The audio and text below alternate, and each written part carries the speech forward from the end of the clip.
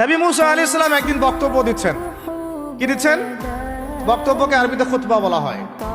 তো একজন দাঁড়িয়ে বললেন, বনু ইসরাইলদের একজন, হে ইয়া মুসা, আপনি তো চমৎকার একটা বক্তব্য দিয়েছেন, আপনার চেয়ে কোনো জ্ঞানী মানুষ কি পৃথিবীতে এখন আছে? নবী মুসা আলাইহিস সালাম বলছেন, না, আমার জানা মতে আমার চেয়ে কোনো জ্ঞানী মানুষ এখন পৃথিবীতে নাই। স্বাভাবিক, কারণ তিনি তখন নবী, নবীর কাছে আল্লাহর ওহী আসে, তিনি সবচেয়ে জ্ঞানী হবেন, স্বাভাবিক। আল্লাহ রাব্বুল আলামিন বললেন, মুসা, তোমার চাইতেও জ্ঞানী আমার এক বান্দা আছে। বলেন সুবহানাল্লাহ। নবী মুসা আলাইহিস সালাম যখনই শুনতে পারলেন যে আমার চেয়েও জ্ঞানী একজন বান্দা আছেন, তিনি বললেন যে আমি তার সাথে দেখা করতে চাই। তো মুসা আলাইহিস সালাম বলছেন, যদি আমাকে যুগ যুগ ধরে সফর করতে হয় তবুও আমি সফর করব, তারপরেও আমি তার সাক্ষাৎ চাই। আল্লাহ পাক বললেন, ঠিক আছে, তুমি তাকে পাবে যখন মাজমাউল বাহরাইন বলা হয়, দুই সমুদ্র যেখানে মিলে যাবে সেখানে তুমি আমার সেই বান্দাকে পাবে। কোথায় পাবে ভাই? দুই সমুদ্র যেখানে মিলে যাবে সেখানে পাবে। এখানে আপনি ভৌগোলিকভাবে ওর ব্যাখ্যা নিতে পারেন, আধ্যাত্মিকভাবেও নিতে পারেন। দুই সমুদ্র বলতে হয়তো বা ভৌগোলিকভাবে বোঝানো হতে পারে, অথবা আধ্যাত্মিকতাও বোঝানো হতে পারে, যে বস্তুবাদী জ্ঞান এবং মারিফতের জ্ঞান যেখানে মিলে যাবে সেখানে। আল্লাহু আলাম, আল্লাহ ভালো জানেন। তো নবী মুসা আলাইহিস সালাম তার একজন সঙ্গীকে নিলেন, সেই সঙ্গী একজন যুবক, তরুণ যুবক, একজনকে সাথে নিয়ে নবী মুসা আলাইহিস সালাম হাঁটছেন। এই ব্যক্তির নামও বলে দেই, তার নাম হচ্ছে ইউশা বিন নুন। কি নাম? এখন নবী মুসা আলাইহিস সালাম হাঁটতে শুরু করলেন। চলতে চলতে চলতে তিনি ওই মাজমাউল বাহরাইনের কাছে পৌঁছে গেলেন।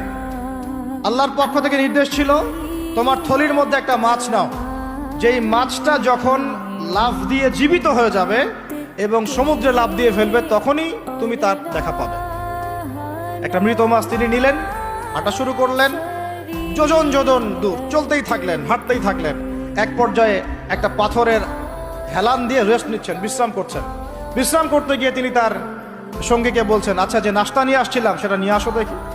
তখন তিনি বলছেন, আমি তো আপনাকে বলতে ভুলে গিয়েছি, ওই মাছ তো জীবিত হয়ে চলে গেছে সমুদ্রের মধ্যে।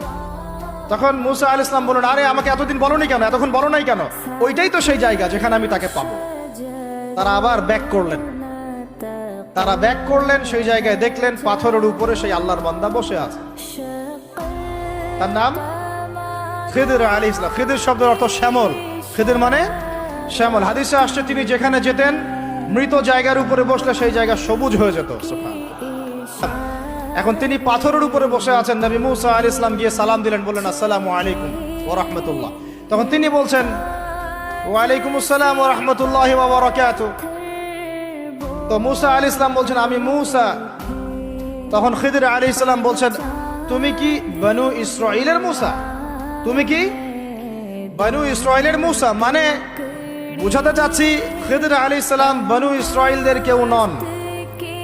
পৃথিবীর সবচেয়ে জ্ঞানী মানুষ বনু ইসরাইলদের মধ্যে নন, তিনি বনু ইসরাইলের বাইরে কেউ একজন।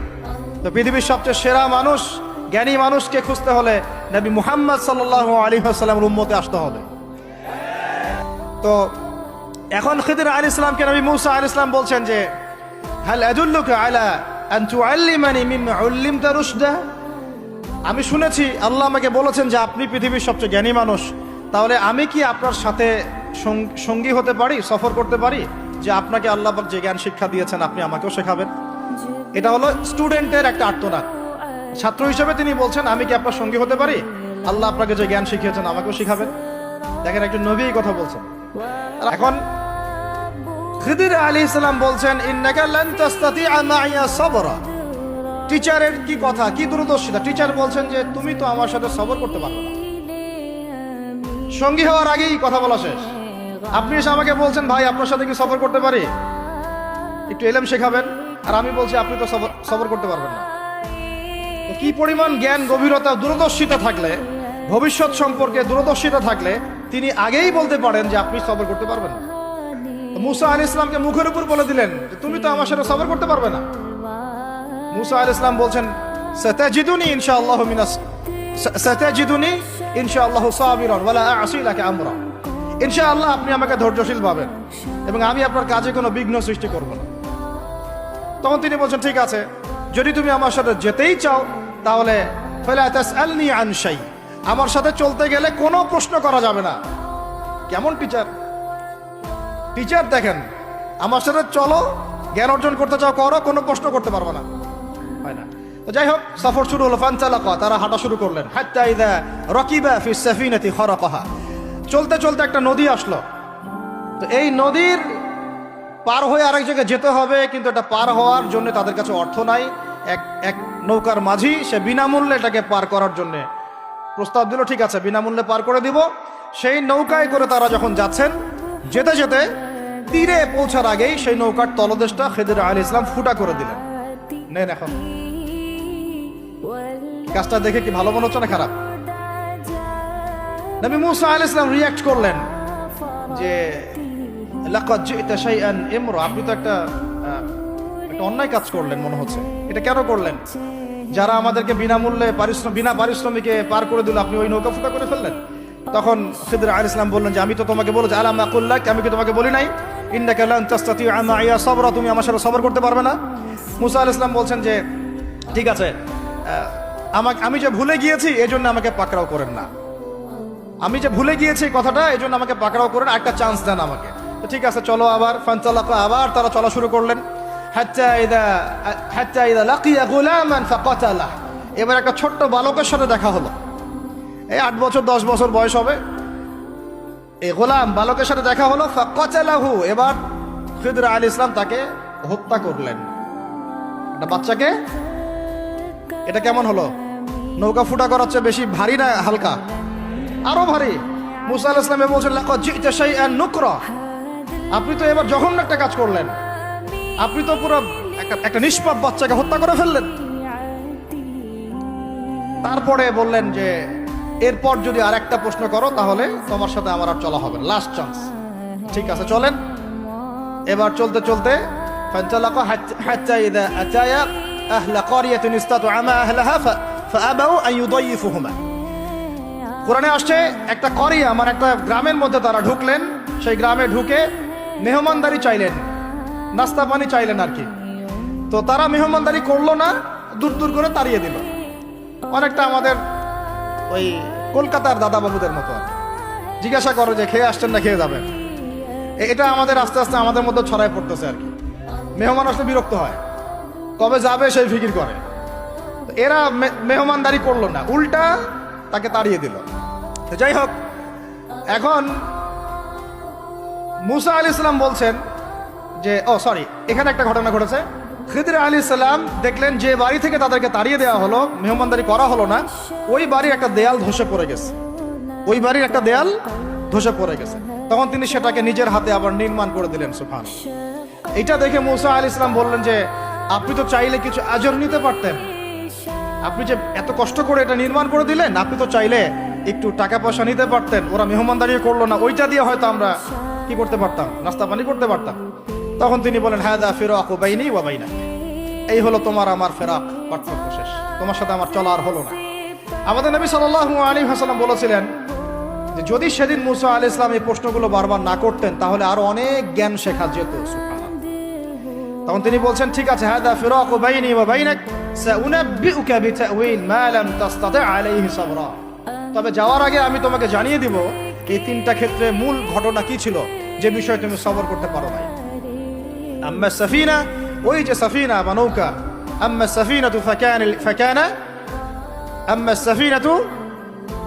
ফাকানা লিমাসাকিন ইয়ামালুনা ফিল বাহর, ওই যে সাফিনা বা নৌকাটা ওইটা ছিল মিসকিনদের, মিসকিন মানে বলা হয় কি হতদরিদ্র মানুষ, জেলে টাইপের, যাদের কিছু নাই, নৌকায় মানে সমুদ্রে মাছ ধরে ধরে খায়, এরকম কিছু মানুষের ওই সাফিনা বা নৌকাটা ছিল। এবং ওদের পিছনে ছিল একটা মালিক, মালিক মানে এখানে জলদস্যু। যদি ওই সাফিনা বা নৌকাটা আমি ছিদ্র না করতাম, ওই জলদস্যুরা এটা ভালো অবস্থায় পেলে ছিনতাই করে হাইজ্যাক করে নিয়ে যেত। আমি যেহেতু ফুটা করে দিয়েছি এই জন্য এটা ত্রুটিযুক্ত, এই নৌকাটা তারা আর নিবে না। তোমার কাছে বাইরের চোখ দিয়ে মনে হয়েছে যে আমি একটা অন্যায় করেছি, আসলে আমি তাদের উপকারী করেছি। বলেন সুবহানাল্লাহ। বুঝতে পারছি বাইরের চোখ ভিতরের চোখ কি জিনিস? আচ্ছা, তারপরে ওয়াম্মাল গুলাম, এটা কি ভাই হাফেজ কে আছেন এখানে? ওয়াম্মাল গুলামু ফাকানা আবওয়াহু মুমিনাইন ফাখাশিনা আন ইউরহিকাহুমা তুগয়ানা ওয়া কুফরা। সুবহানাল্লাহ। এটা আমাদের এই যে শাহবাগী প্রজন্মের জন্য একটা প্রযোজ্য আর কি। কেন বলছি শুনেন ভালো করে। এবার ইনি বলছেন যে ওই যে বাচ্চাটাকে আমি হত্যা করেছি, এই বাচ্চাটা যদি বড় হতো, এই বাচ্চাটা যদি বড় হতো, সে নিজে তো কাফের হতোই, বড় কাফের, এর পিতা মাতাদেরকেও পর্যন্ত কুফুরির মধ্যে নিয়ে আসতো। মানে একটা কাফের প্রজন্ম তো তৈরি করতোই, বরং এই কাফের মানুষকে কাফের করার জন্য নাস্তিক মুরতাদ বানানোর মিশন নিয়ে মাঠে নামতো। মেলে না? ওই জন্য আমি ছোটবেলায় এদেরকে হত্যা করে দিয়েছি, যাতে বড় হয়ে কাজটা করতে না পারে। কথা বুঝতে পারছেন? আর তিনি বলছেন আমি এটা নিজের ইচ্ছায় করি নাই, ওমা ফাআলতুহু আন আমরি, আমি এটা নিজের ইচ্ছায় করি নাই, এটা আল্লাহ পাকের আদেশ ছিল। বলি সুবহানাল্লাহ। আর ওয়াম্মাল জিদার فكان لغلامين يتيمين في المدينة وكان تحته كنز لهما সুবহানাল্লাহ। আর 3 নাম্বার তিনি বলছেন আর ওই যে দেয়ালটা আমি নির্মাণ করেছি, এই দেয়ালটা ছিল ওই বাড়ির 2 এতিম বালকের। সুবহানাল্লাহ। ওয়াকানা আবুহুমা সালিহা, তাদের বাবা ছিল সৎ। আর ওই দেয়ালের নিচে তাদের বাবা মায়ের রেখে যাওয়া পৈতৃক সম্পত্তি খাজানা ছিল। যদি দেয়াল নির্মাণ না করতাম, মানুষ সেই খাজানা নিয়ে চলে যেত। দেয়াল নির্মাণ করেছি, ওরা যখন বড় হবে তখন ওই খাজানা তারা অটোমেটিকলি পেয়ে যাবে। তো 3টা ক্ষেত্রেই হে মূসা তুমি সবর করতে পারো নাই, তোমার কাছে মনে হয়েছে যে আমি অন্যায় করছি, কিন্তু আসলে এই প্রত্যেকটা ক্ষেত্রে আমি সঠিক ছিলাম, তুমি ভুল ছিলে।